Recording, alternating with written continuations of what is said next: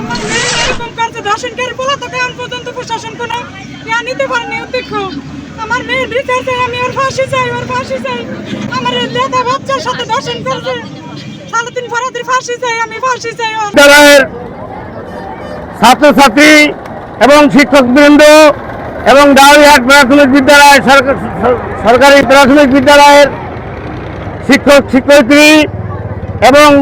অত্র এলাকার কারমা এবং বাজার সকল এলাকার সম্মানিত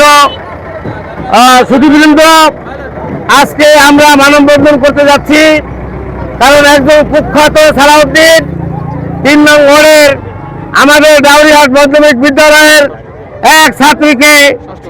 6ষ্ঠ শ্রেণীর এক ছাত্র মুক্তাকে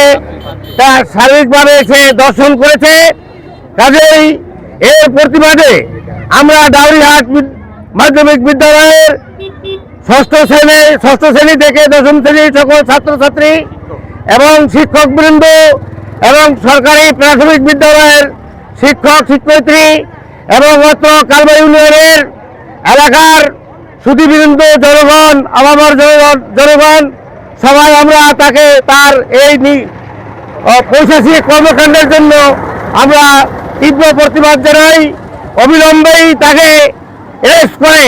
এবং তার ফাঁসির দাবি কার্যকর করার জন্য আমরা মাননীয় প্রধানমন্ত্রী জনাব তারেক রহমান এবং উপজেলা নির্বাহী কর্মকর্তার সকলের সহযোগিতা কামনা করছি। আমাদের মাননীয় স্পিকার যিনি এই ইভটিজিং এবং শিশু নির্যাতন, নারী নির্যাতনের ব্যাপারে তিনি খুব কঠোর, যাতে করে এই ইভটিজিং এবং নারী নির্যাতন এবং ছাত্রছাত্রীর নিয়মিতভাবে যাতে স্কুলে আসতে পারে, যাইতে পারে, আর এই ধরনের যাতে কোনো ছাত্রছাত্রী দূষিত না হয়, ইভটিজিংয়ের শিকার না হয়, অবিলম্বেই এই 3 নং ওয়ার্ডের এই সালাউদ্দিনকে তাকে ফাঁসির কাস্টে তুলানোর জন্য আমরা সকলেই আভাবর জনতা, ছাত্রছাত্রী, শিক্ষকবৃন্দ আমরা তার দাবি জানাচ্ছি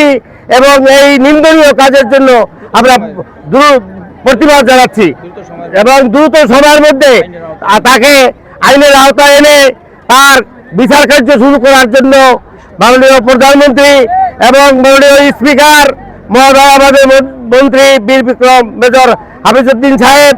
এবং আমার থানা নির্বাহী কর্মকর্তা লালমোহন দৃষ্টি আকর্ষণ করছি, সকলেই যাতে উপজেলার সকলেই যাতে এই ব্যাপারটা মাথায় নিয়ে